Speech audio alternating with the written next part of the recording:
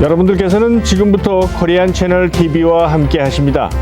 이 방송은 타임 워너 케이블 TV를 통해 로스앤젤레스 그리고 로스앤젤레스 근교에서 여러분들과 함께 하실 수 있습니다. 이 프로그램에서 여러분들께서는 새로운 소식 그리고 화제의 인물들을 만나실 수가 있습니다. 자, 오늘 방송 시작합니다. 시청자 여러분 안녕하십니까, 나영욱입니다.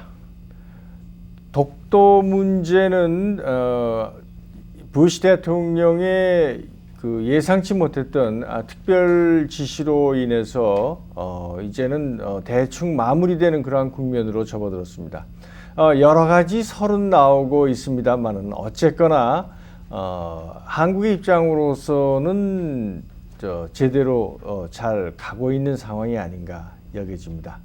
그러나 제가 이번에도 느끼고 또 많은 분들께서 그런 말씀을 해주십니다. 전에는 이 독도 문제가 벌어질 때는 일본이 슬그머니 며칠 지나면 꼬리를 감추는 그러한 양상이었는데 이제는 그러한 것이 아니고 이제는 대등한 상황에서 뭔가 이제는 결정을 지을 때가 됐다라는 그러한 분위기를 표출하고 있다는 것입니다. 이것은 예전과 대단히 다른 양상이라고 볼 수 있습니다. 오늘은 이러한 것을 주제로 해서 보통 더 근본적인 문제, 한국과 일본 어떻게 이것을 잘 살펴봐야 되느냐 이러한 주제를 가지고 코리안 커뮤니티에 대단한 역량을 발휘하고 계시는 두 분을 제가 모셨습니다. 한 분은 재미애국행동본부의 김봉건 회장님 모셨습니다. 어서 오십시오. 네. 그리고 헌팅턴 커리어 칼리지의 학장이신 이홍범 박사님 나오셨습니다. 감사합니다. 네. 김봉건 회장님, 이번 그 독도 문제 말씀드린 대로 부시의 그 행동으로 여러모로 이제 안도의 한숨을 내신 것 같은데 우선 감상이 어떠십니까? 우선 환영하죠. 네네. 환영하는데 과연 부시 대통령이 한국 방문을 앞두고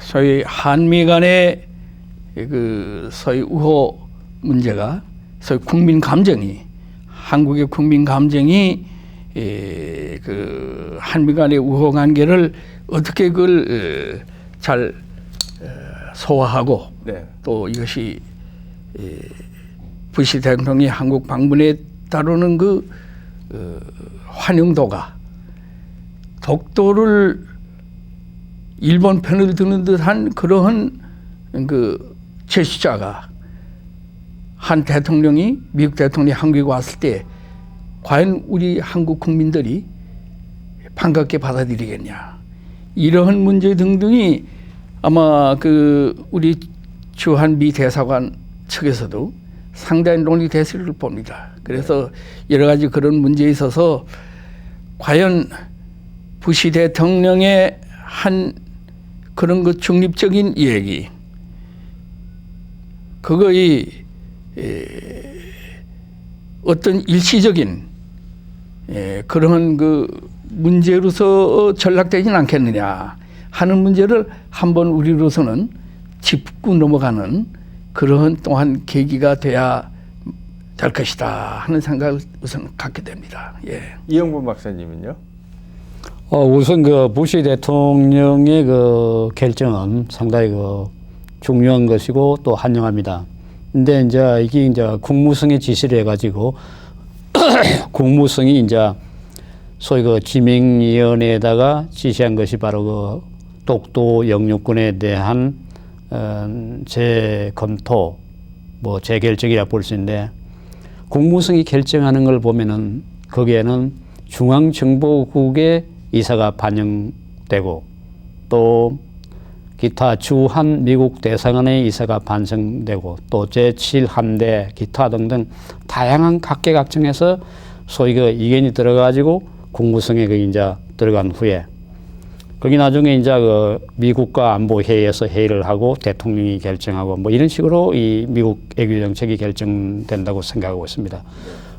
그런 면에서 부시 대통령의 지시는 무언가 그 잠정적인 의미를 포함하고 있다고도 생각할 수 있습니다. 미 부시 대통령이 아시다시피 한국 방문을 위해서 한국 국민들로부터의 지지와 호감을 받겠다는 뭐 이러한 의도하에서 일시적으로 이루어진 결정이지 않느냐, 이런 이미지를 그 부정할 수 없다고 볼 수 있습니다. 네, 그런 면에서 우리 한국이 취해야 될 것은 지속적이고 효율적인 외교 정책을 갖다가 잘 해가지고 미국으로 하여금 공식적으로 독도는 한국 영토라는 것을 갖다가 지적하게 하는 것이 굉장히 중요하다고 보고 있습니다.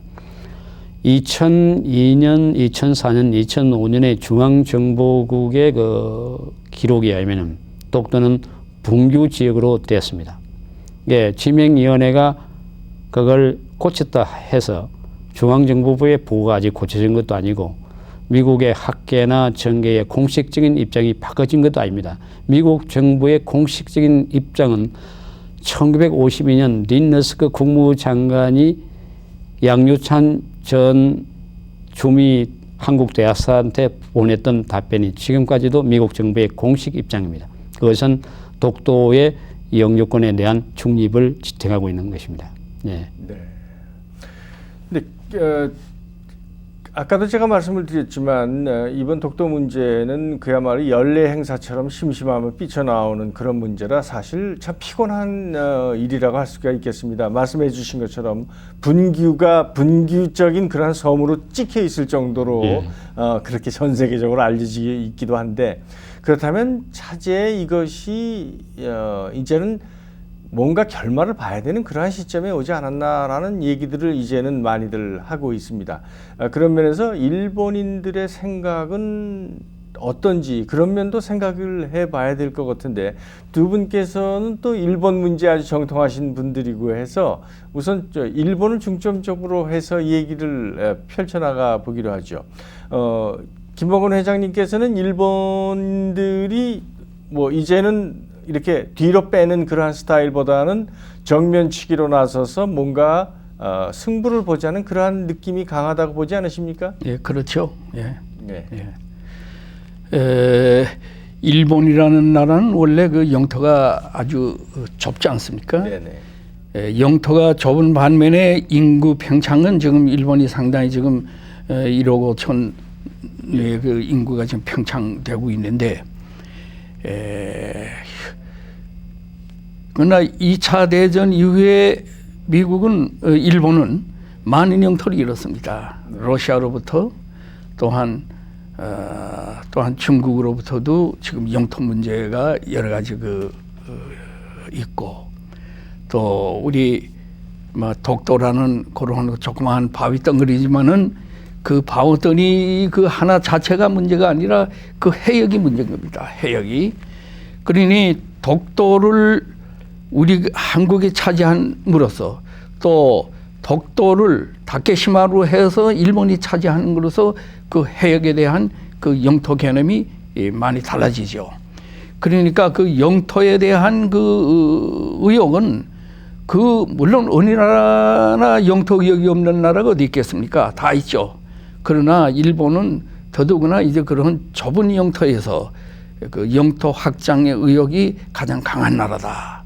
그렇기 때문에 2차 대전 전에 있어서는 거의 그 동남아 우리 일대에서는 일본이 그 소위 그 왕주국을 이루지 않았습니까? 예. 그랬다가서 2차 대전 이후에 일본이 많이 이제 몰락됐죠. 몰락됐는데 그 몰락된 일본의 그 소위 과거의 영웅시대의 일본을 다시 재일으키고자 하는 그런 욕망은 일본 전 국민이 다 가지고 있단 말이에요. 예, 그러니까 일본 국민의 감정이 독도, 다케시마, 즉 이것을 한국 측에 넘겨준 것 같다는 그런 생각은 일본 측도 그걸 아주 그 일본 국민들이, 그래서 일본 그 국민이 그걸 용납하지 않을 겁니다.